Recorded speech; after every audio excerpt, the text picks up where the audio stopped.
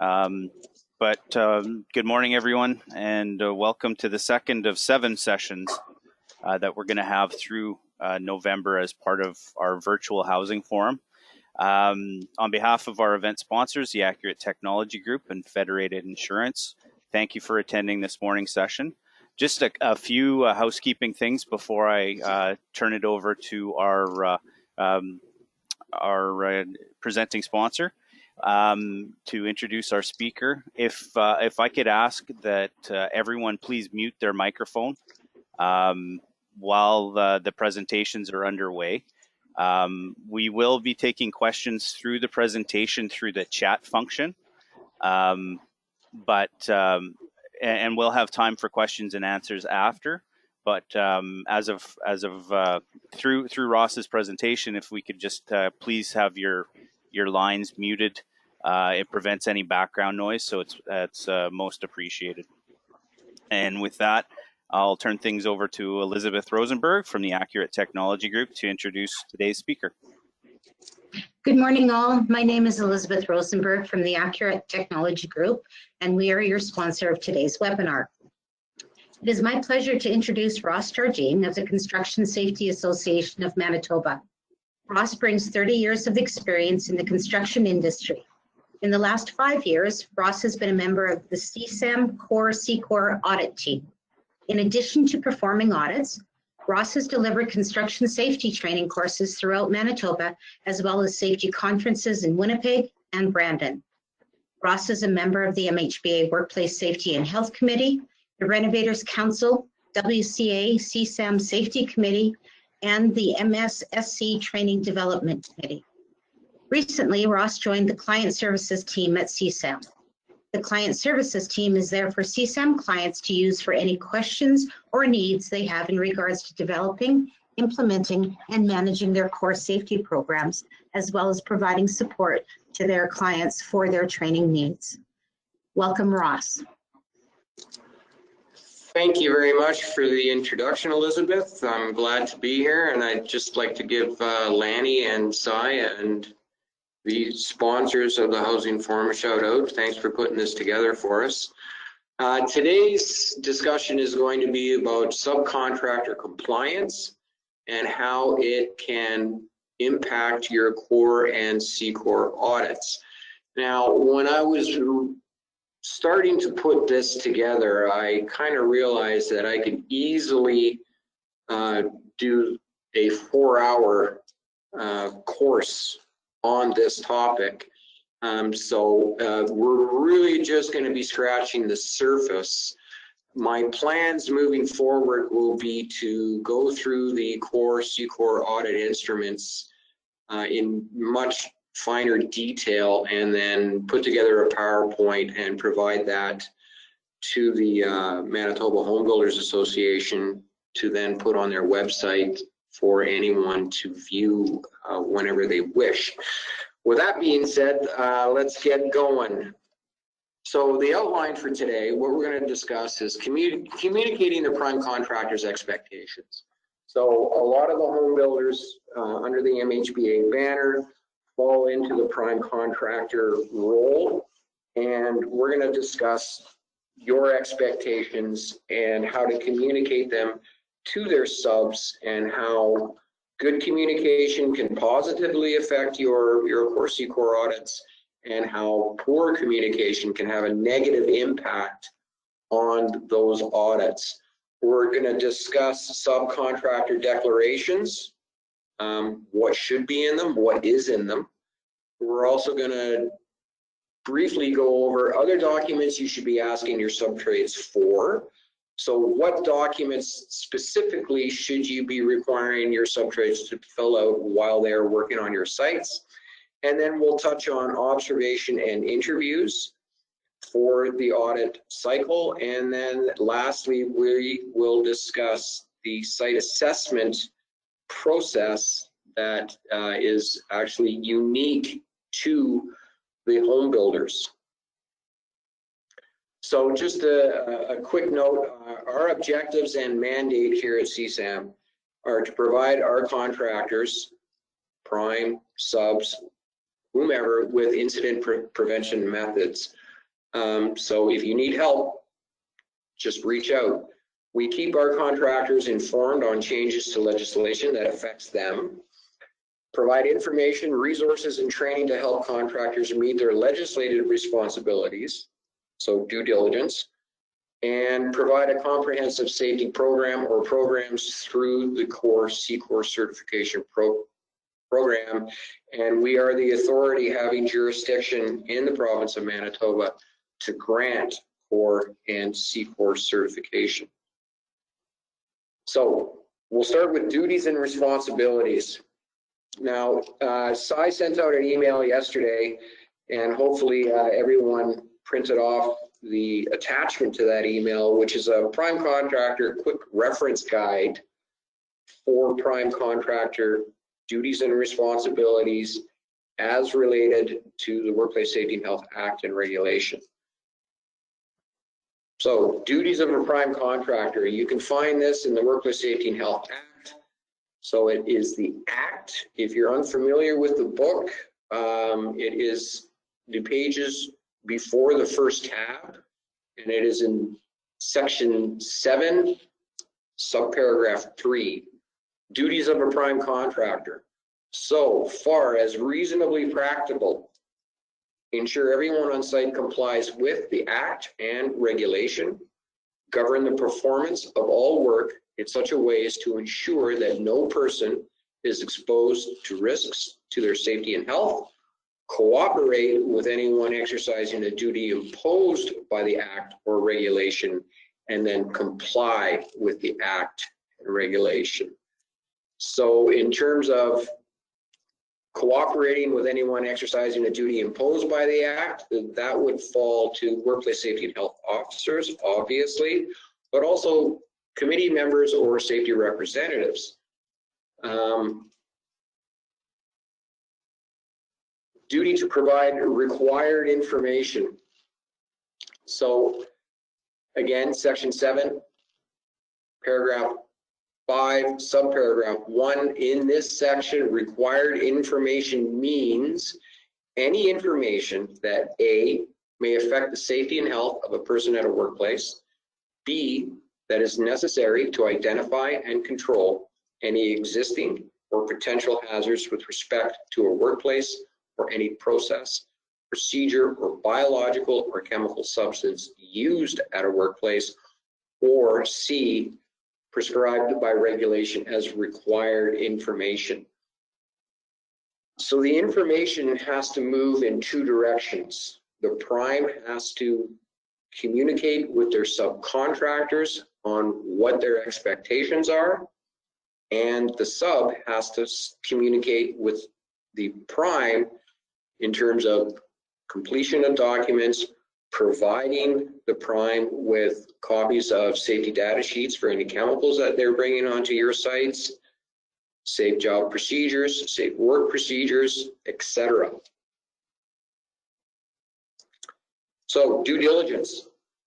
This is the sharing of documented information. So in this, you're essentially killing two birds with one stone in terms of sharing documented information such as hazard assessments, toolbox talks, investigations, near miss, inspections, and I could go further with, again, SDS sheets, safe work practices, safe job procedures, training records. This information coming from the sub to the prime shows that they're performing their due diligence, but also that the prime is also performing their due diligence by asking for this information. The shared information shows due diligence on both parties. So in the case of a legal arena, remember, due diligence is your only defense. So some people are aware and have heard of the term reverse onus. In workplace safety and health law, it falls under reverse onus, which means when you are brought to court on a workplace safety and health charge, you are required to prove your innocence, as opposed to criminal law, where the court sees you innocent until proven guilty. Workplace safety and health law, reverse onus, you must prove your innocence. And the only defense for that is due diligence, which means the documentation to prove that you did everything reasonable and practicable to prevent injury or illness in the workplace. So audit documentation. What are we looking for in your audits from your subcontractors? So here's an example of a subcontractor declaration that we see regularly in our audits. There's nothing wrong with it. It meets the criteria for the question in the audit, which is question 2.10, the subcontractor declaration. On its own, this document does not tell the subcontractor what information they are required to share with the prime contractor.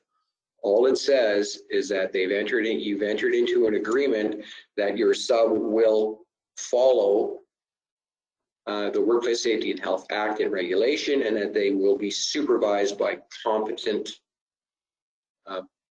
supervisors. It also says that they will share required information with the prime contractor and those affected, necessary to identify and control existing and potential hazards. As a standalone document, like I said, this meets audit requirements. However, it doesn't tell your subs what documents you require from them. So along with your subcontractor declaration, there should be another document that spells out exactly what your expectations are of your subtrades while they're working on your sites. So you should be giving them copies of all your policies and directives.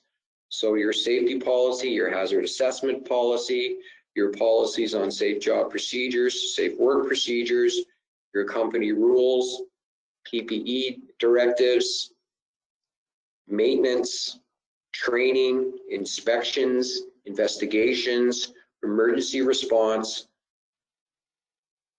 and section 12, which is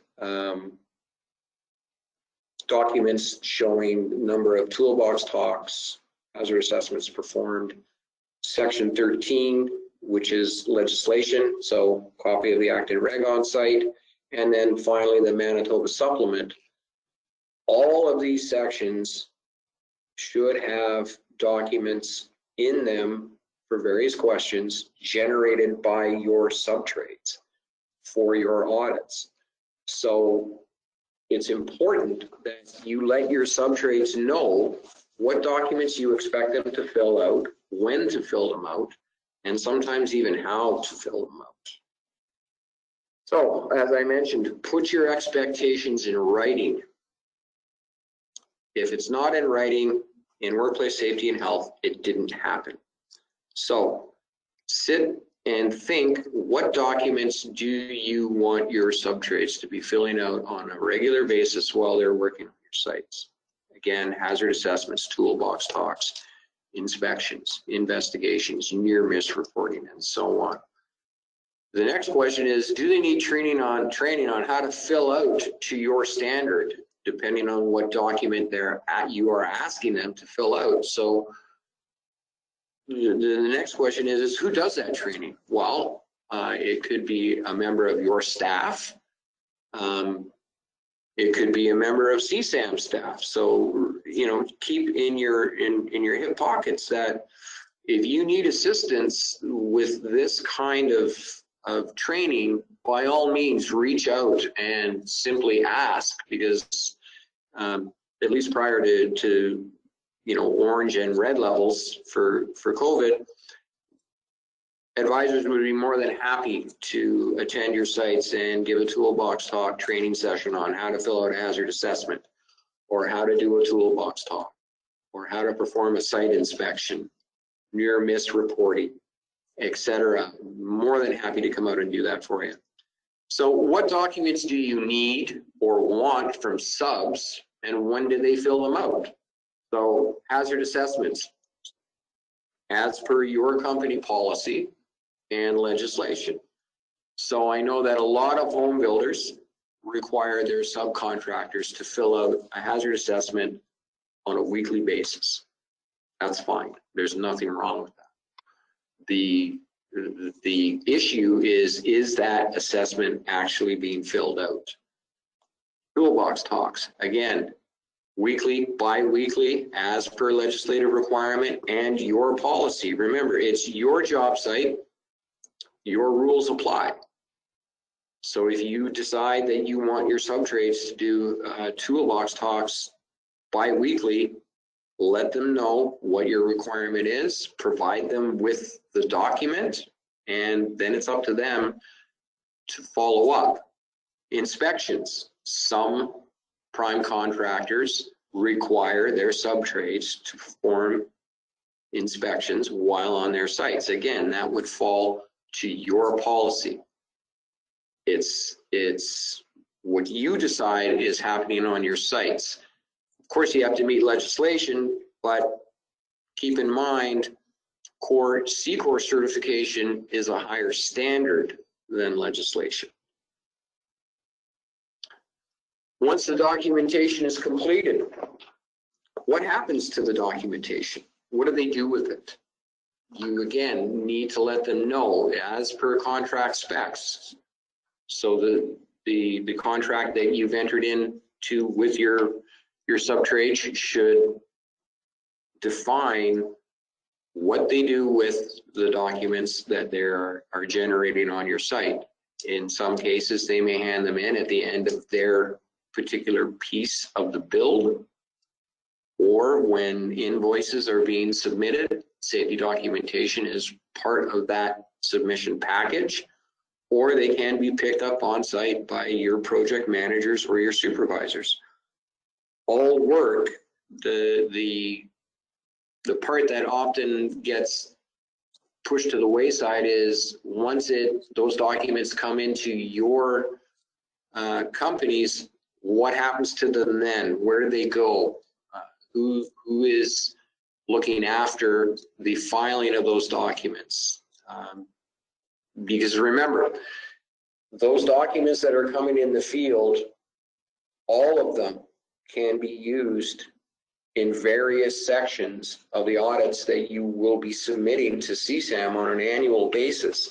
So you want to make sure you've got a system in place in your company to track and store those documents for use for your audits, in addition to meeting your due diligence on document retention from the Acton Reg itself. What other documents should you be asking for? So, safe work practices, safe work procedures. This is a big one in terms of, I know there's a lot of back and forth on who is responsible for providing safe work practices and safe work procedures to their workers. At the end of the day, that responsibility lies with the employer. So in the prime contractor role, does the prime have a requirement to provide safe work practices and safe work procedures to their subcontractors? No, they do not have that responsibility. They do, however, have the responsibility to ensure that their sub-trades have safe work practices and safe work procedures for the scope of work they're performing on your sites.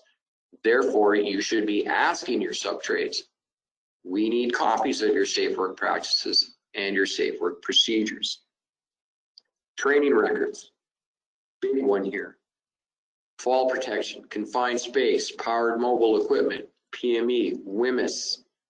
The list is pretty much endless.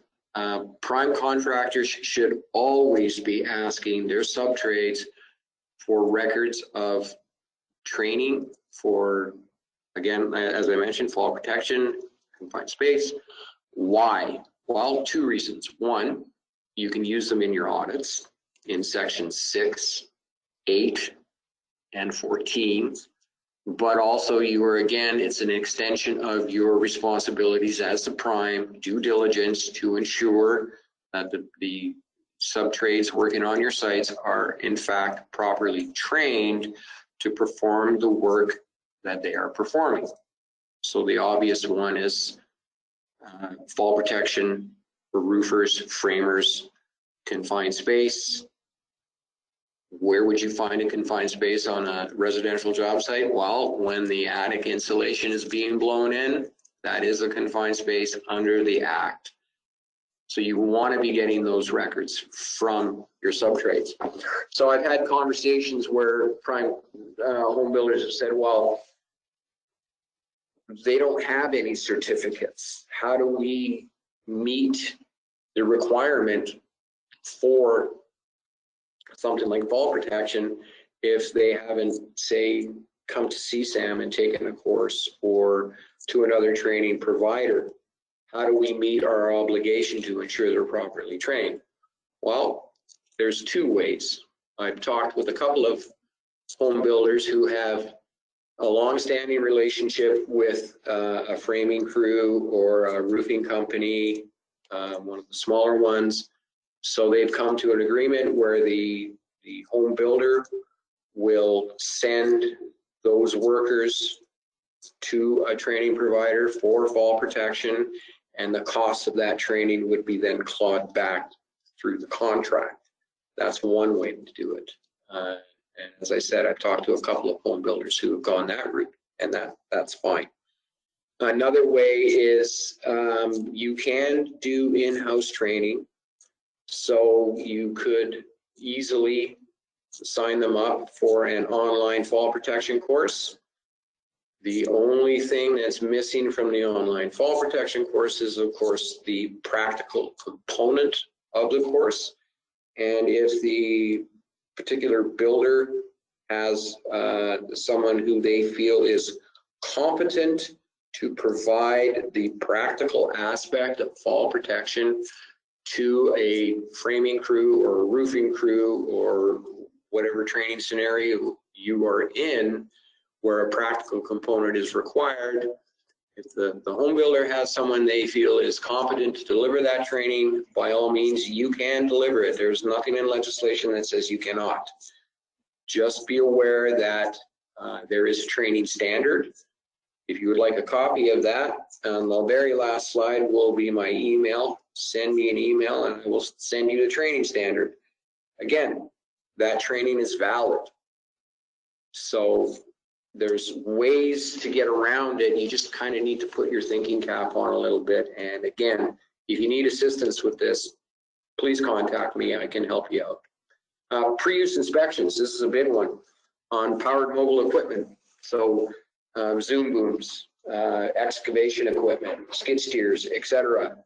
In the audit, question 7.2 in specific asks for pre-use inspections of equipment found on site. Again, provide your prime or your subs with the appropriate inspection document. If you don't have it, I do. Send me an email and I'll be happy to send it to you. Pre-use inspections on fall protection. There is pre-use inspections of all types and sorts for fall protection equipment. I've got, I think, which is one of the best ones and one of the easiest ones to use. This equipment should be inspected prior to every single use as per manufacturer specifications. So again, if you need something along those lines, shoot me an email. I'll be happy to send it to you. Near miss, I am continually surprised when I visit sites, not just residential, but commercial, on the number of people in the field who don't know what a near miss is. And it's simply because no one has taken the time to explain to them what a near miss is and the importance of reporting them. So I would suggest that part of the document package that you send to your subs would be a toolbox talk on what a near miss is and the importance of reporting them. Because remember, near misses have a tendency to repeat themselves, and then it's just a matter of time before you move from this piece of equipment was damaged, or client property was damaged, or someone almost got hurt, to having an incident where there is damage or injury. Investigation reports. If there is an incident on one of your sites, who does the investigation? Well, both parties do the investigation. So your subcontractor should perform their own investigation and provide you, the prime, with copies of that. It's also a good idea for you as the prime to perform your own investigation into both near misses and incidents that have resulted in damage or injury, simply because it will give you much more information and will identify potential gaps in your safety management system that you can then address through your corrective actions. And if you need any assistance with these things, by all means, reach out. Not a problem to sit down with members of your staff or with your sub-trades and go over near misses and investigations. First aid reporting. This is another one that is often missing in audits, not just residential. It's not like I'm picking on you guys, but the importance of reporting first aid incidents on a construction site cannot be understated, simply because the report begins the paper trail in the event that first aid case blows up into something else. So the scenario is a worker cuts their hand or thumb, performs first aid on themselves, doesn't fill out any documentation. 3 days later, that thumb is blown up, it's infected. Now we're looking at a WCB reportable, but there is no documentation that the injury actually occurred in the workplace, and WCB can then deny that claim if they so choose. So the importance of reporting first aid, again, cannot be understated, and these are documents that you should be asking for from your sub-trades. One of the just a few, as I mentioned earlier, I could easily spend 25 or 30 minutes talking about the documents for one section of a core or SECOR audit that should be coming from your sub-trade. So we're just kind of scratching the surface here. Site-specific emergency preparedness. This is another one that is often missing on sites, and I think it's because there's confusion on who's responsible, who carries the responsibility for your site-specific emergency preparedness, and it's equal. So the sub-trade working on your site, they have to be responsible for their own site-specific emergency preparedness. The prime should have a general plan. So what I mean by that is a general plan on firefighting, first aid, and muster point, nearest medical facility. Those 4 topics. And often it's just simpler for the prime to provide that to their subs in part of the package that you send them for each site. I know that a lot of your sub-trades move around from site to site to site, and that's why I say it's often easier for the prime to take that responsibility on and provide that information to their subs for each specific site that they'll be sitting on or working on. Hazard assessment, big one. So a hazard assessment should be completed as per the builder policy or at a minimum as per the legislation, which can again be found in the Act, Section 4, Paragraph 4.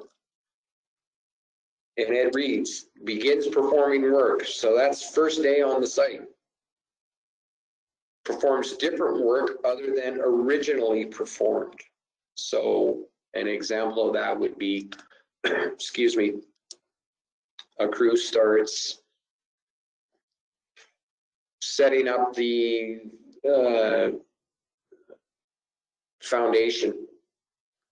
So they're putting the forms in and then pour concrete. Well, that's different work. Do they have to do a hazard assessment for each task? No, they do not. If they've done a hazard assessment when they arrived on site, and the hazard assessment will say task, setting up forms, hazards, nailers, saws, carrying lumber down into the hole and setting it up.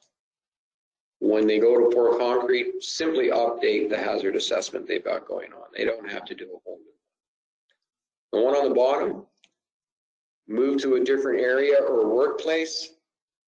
Mostly you're going to see that on commercial sites. However, in the residential world, moving from one site to the next. So if they arrive at a site at 9 o'clock in the morning and they work until noon and then move to another site, even if that site is directly next door, it is considered a different workplace, different site, therefore another hazard assessment.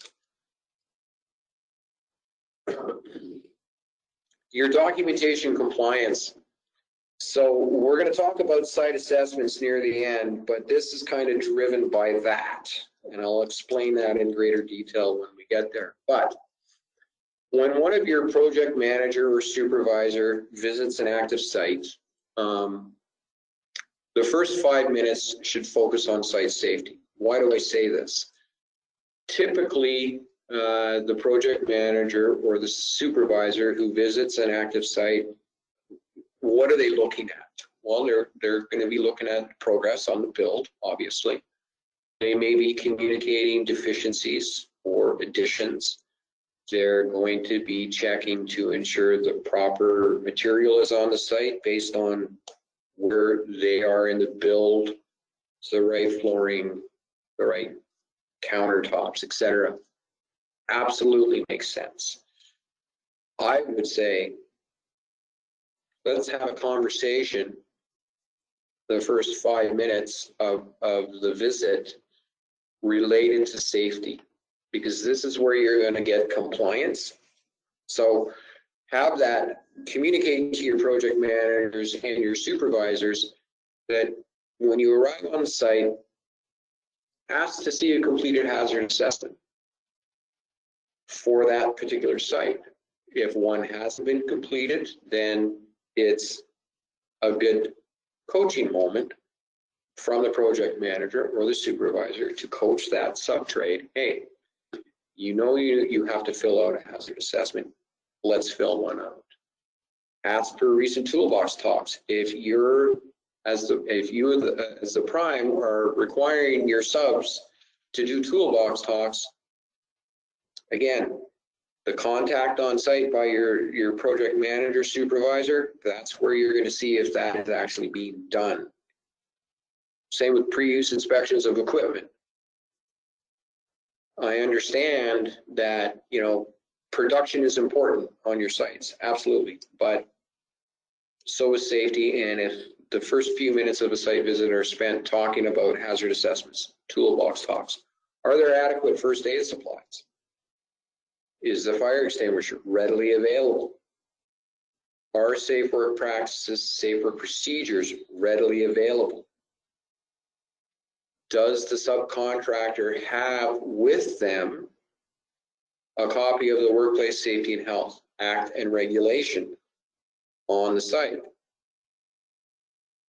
If they don't, download the CSAM app. We'll talk about that a little bit too.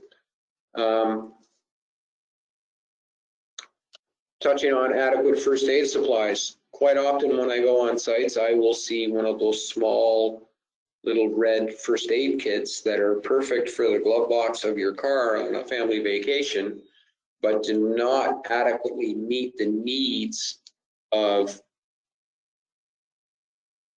first aid supplies on an active construction site. In the next webinar on the 17th, we'll go through that in much greater detail. Same thing with fire extinguishers. Regularly, I will see them underneath the back seat of the truck. Not readily available in the event there is a fire. Observations. So, like your self-auditors, when you either have someone on staff performing your audits, or if you use a consultant to perform your audits, they follow observation checklists. Well, we follow the exact same checklist. So when we're going onto your sites, we're looking for very specific things. So what has to be available on the site? The Prime Builder Safety Program, either paper or electronic. I know a lot of not just home builders, but commercial companies are moving to electronic storage, I guess, for their safety programs. That's fine as long as it is readily accessible. Do they have the appropriate PPE? And this is where it's important that that is communicated to them through your subcontractor declaration and the follow-up document on what exactly are your expectations and requirements for your sub-trades on your sites. Remember, you look at it this way. Your subcontractor declaration is what is termed a document of intent, right? You as the prime have entered into an agreement with a sub-trade, and this is the intent of that declaration. Couple that with the follow-up document on what your expectations are while they're working on your site in terms of what documents you want filled out, when you want them filled out, and what you want them to do with them. That is also a document of intent. The document of compliance or documents of compliance are tied to those documents being filled out and returned to you.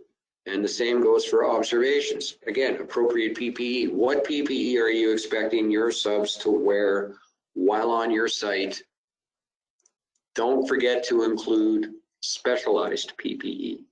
So, specialized PPE, hearing protection, eye protection, and of course, fall protection.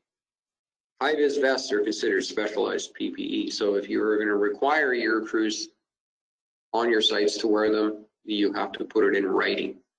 Again, available on site, the appropriate size first aid kit and a fire extinguisher. The fire extinguisher needs to be, again, as I mentioned, readily accessible. So not under the back seat of the pickup truck that has got tools and all sorts of things sitting on it. By the time they get to that fire extinguisher, they're just going to be dialing 911. Copy of the relevant legislation. Here's where I suggest you might suggest to your sub-trades, download the CSAM app. You can get it in the App Store, whether it's your Apple or any other cell phone. Just go to Google and search CSAM app. The thing about it is, when you download that app, you get a full copy of the Workplace Safety and Health Act and Regulation. You do not need a wireless signal to access it once you download it. Once it's on your phone, it's on your phone. So you can easily have your sub-trades all with a copy of the relevant legislation simply on their phones by requiring them to download the CSAM app. Current SDSs.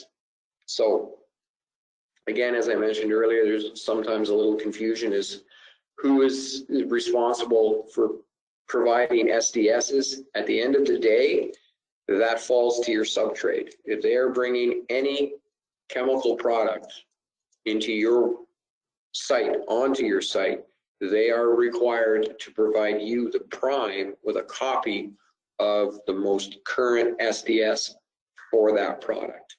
Can be paper or electronic, either work. Lockout kit tags. What we're going to look for on your sites during observations of an audit, we're going to look at, if I'm on one of your sites doing an audit and the framers are on site, I wouldn't expect them to have locks or a lockout kit. I will expect to see tags. So it's really going to kind of depend on the trade. So electricians, yes, we will expect to see locks and tags. So it's kind of almost trade specific in that one. A construction site sign needs to be on the site. Now I know, they get blown away and they get stolen. Why, I don't know, but people regularly do that.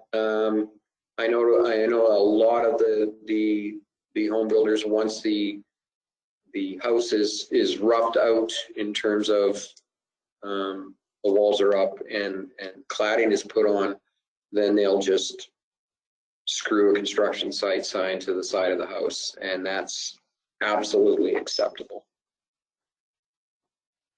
The availability of your safety program. So a lot of discussion on this one, both from home builders and from auditors. The builder safety program must be readily available to all contractors on their site. If the program is in a show home, the CSAM auditors will consider the proximity of the show home to the job site and the accessibility of the program. So is it in a show home that's locked or in a garage that's locked? That's going to play a role. Some builders have electronic access to their program and have allowed the contractors to access it. That seems to be the route more and more builders are going in, which is perfectly fine because, as we all know, pretty much everybody's got a phone these days. So if you can provide your subtrades with an electronic version of your program, that would be likely the easiest way to go in terms of now you don't have to worry about it being lost or left behind or stolen out of the house, etc. It's on that subtrade's phone. Interviews. Your subtrades will be interviewed during the audit process, and they should have a basic understanding of the builder safety program.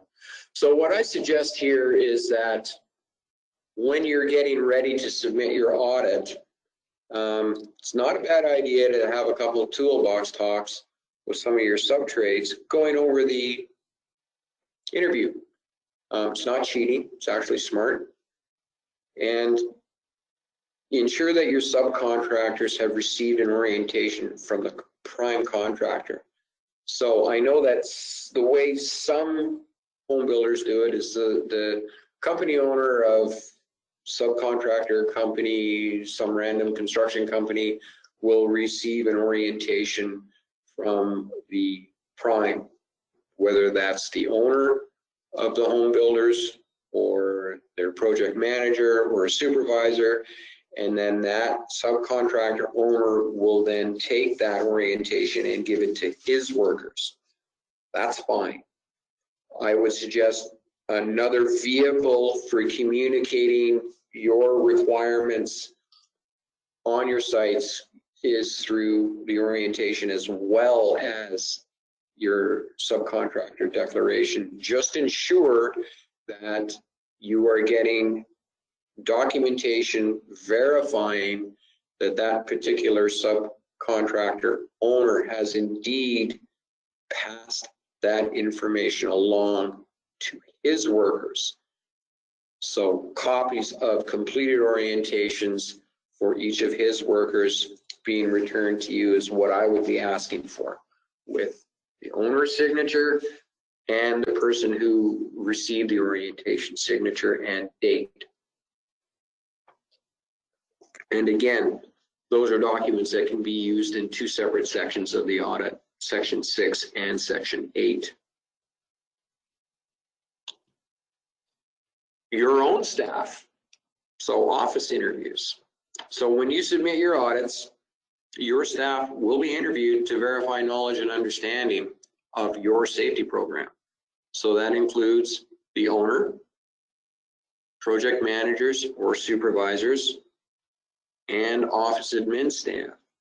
So again, prior to the audit submission, review the content of the interview questionnaire with all your staff.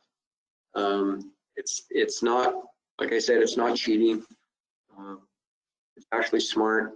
Having, you know, performed close to 1,000 audits in my 5 years here at CSAM, I do know that the interview process can be very nerve-wracking for some people. So it's a good idea to run them through a time or two prior to being interviewed by the CSAM auditors or the independent auditors, and it will make the interview process go much smoother. So here's the big one, site assessments, and I'm going to spend a little bit more time talking about this, simply because the site assessments are unannounced sites. We visit your sites unannounced when we do site assessments, as opposed to when we do an audit. You know when the audit is taking place, you know what time, you know what day. Site assessments, just the opposite, completely unannounced. And the reason that we do them is to ensure that core and SECOR program integrity is being maintained year-round. And your subcontractors play a vital role in the site assessment process. And ensure that you can communicate to them what this process is and what their role is in it. And the reason that they play a vital role is that in 2018, the Manitoba Home Builders Safety Committee, through several meetings, approved a new assessment tool to be used by the CSAM core SECOR auditors and advisors when performing site assessments on sites. And these assessments focus on the subtrade. So yes, we still identify the home builder on this tool, but we are looking at their subtrade. Yes, we're looking at the home builder, but we're focusing our attention on the subtrade. So this new assessment tool was introduced in late 2018. Since 2018, 157 assessments have been performed up to August 2020. The reason that we're having this discussion today is pretty much based off the results of those assessments. So 82% of the assessments, so 82% of that 157 are missing hazard assessments. So what that means is when the advisor was on site, no hazard assessment had been done in 82% of the site visits. In addition, safe work procedures and safe job procedures were not available on the site at the time of the assessment. No SDSs were available on the site. There were inadequate first aid or no first aid kits available on the site. Fire extinguishers were not readily available or not on site. And a copy of the Workplace Safety and Health Act and regulation was not on site. The ones that I just mentioned are kind of the top 6. There are other deficiencies. For now, our focus is on these simply because the requirements of legislation are not being met on a lot of the sites that we're visiting. The emergence of COVID really threw a wrench into our plans to address these deficiencies. And in conversations with the Health and Safety Committee, what we had been considering was kind of a blitz of the residential sector, where advisors would be going out in the field, and the focus was going to be on education. We weren't going to be showing up on sites and, you know, waving the act and reg around and beating people over the head with the core audit instrument. Our goal was to get out onto the sites and educate subtrades on what is a hazard assessment, how to fill it out, what are safe work practices, what are safe job procedures, how to develop them, why they're important that you have them, the importance of making sure you have the proper SDSs on your sites, first aid kits, again, the importance of it, fire extinguishers, and a copy of the Workplace Safety and Health Act and Regulation. So COVID really threw a wrench into that for us, and I'm sure for a lot of home builders in terms of your scheduling, it must be a nightmare these days. Those plans are still there, and I'm hoping that once COVID settles down to a point where we can start getting our boots back out onto the sites, not just commercial, but in specific residential, we'll be able to start this process of helping you, your subtrades with what these deficiencies that have popped up frequently through the last couple of years. I will point out that up until this point, no spot audits have been requested due to deficiencies found on site assessments. Basically because I've been telling Keith that that's probably not the road we want to go down yet. Let's spend some time on the education side of things. So again, that's all on hold. The reason I bring it up is once we are able to get our boots back out there and on the ground and talking to your subtrades and talking to you, the primes, corrective action and spot audits may, and I stress the word may, be required of some assessments that are performed in the future where these deficiencies have been found on multiple assessments in the past. I am keeping a spreadsheet database on the companies, each company, and the number of assessments that they've had and the deficiencies found for each assessment, to give me a better picture of how I can then develop toolbox talks, short training sessions to specifically help that builder. But again, COVID kind of really threw a wrench into that for me. And your subtrades play a huge role in the assessment process, because again, we are looking directly at them, not so much you. We're looking at them, and you know, worst case scenario is poor site assessment results in a spot audit for you, the home builder, which if you've never heard that terminology before, what it means is that the core program manager is requesting that you perform an audit outside of your regular audit cycle. You have 2 weeks to submit that completed audit. Failure to do that will result in core being suspended for 3 months. that's the last resort, and I certainly don't want it to ever get to that point.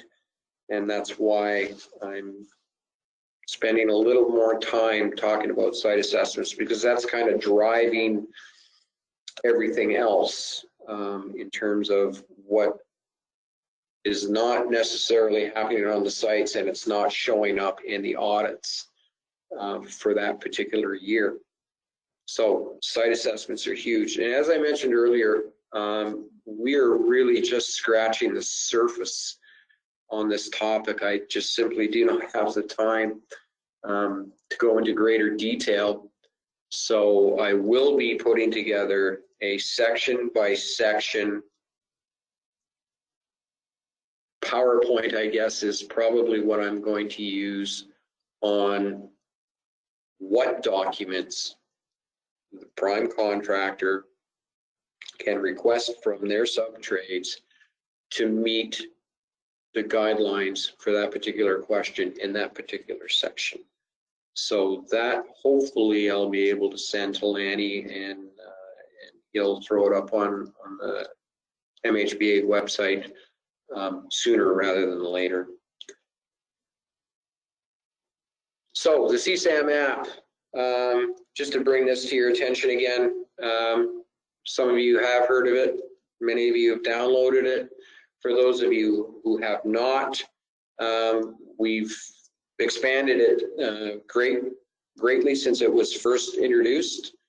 We now have over 20 plain language topics used in construction.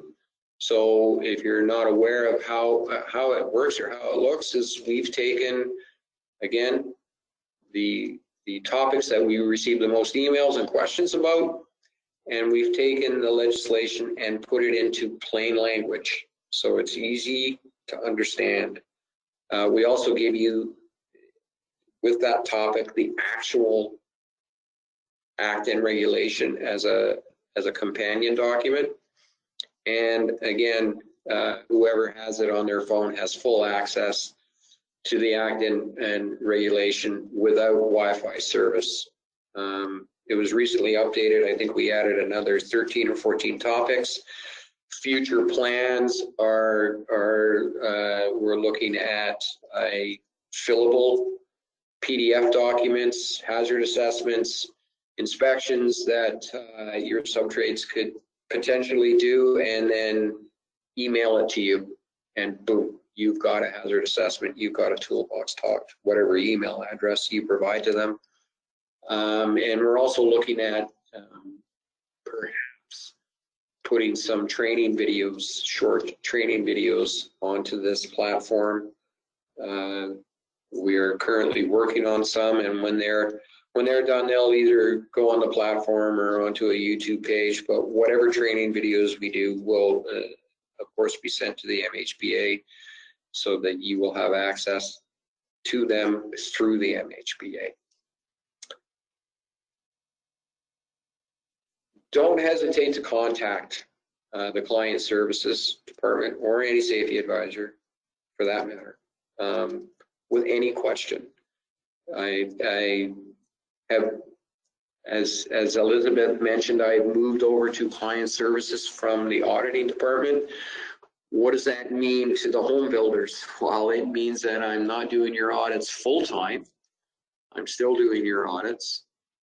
But what that does is it frees up my time so that I can then help you with whatever you need. So if you have a question, or you would like some training or toolbox talks, or really anything, my marching orders from Derek and Sean here at CSAM is I get to say yes a lot more these days. So 99.9% of the time you ask for something, the answer is going to be yes. Very rarely will I say, no, we can't do that, or no, we can't provide that to you.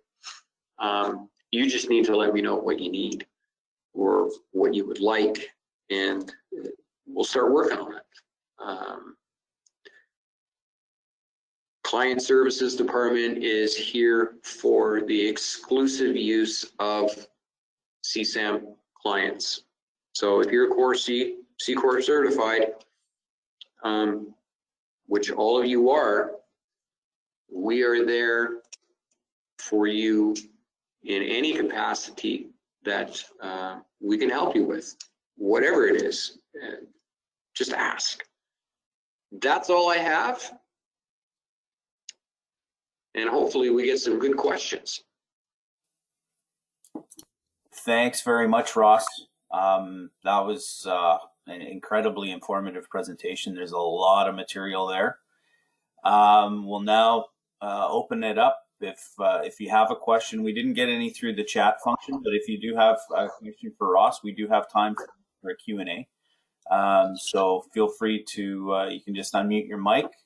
If you'd like, you can turn your camera back on and feel free to ask Ross any questions.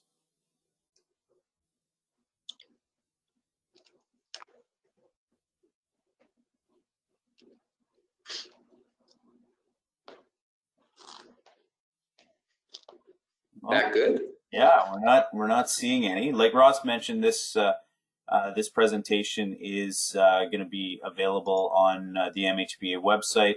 The app, if you're wondering how to find it, just very quickly, it is a link to the app is always part of the newsletter, so you can find it in the last MHBA newsletter that was sent out on Tuesday. So if there's no last call for questions, we're not seeing any. Thank you so much, Ross, for your presentation. You're very welcome. Thank you to our event sponsors, the Accurate Technology Group and Federated Insurance. And we look forward to seeing everyone at our third session, which is taking place on Tuesday, November 10th at 9 in the morning. Smarketing, learn how new home sales and marketing teams can work towards success. So we'll see you, hopefully all of you, back on Tuesday morning for our next session of our virtual housing forum. Thank you for attending today, and have a great rest of the day and a great weekend, and we'll see you next week. Thanks, everyone.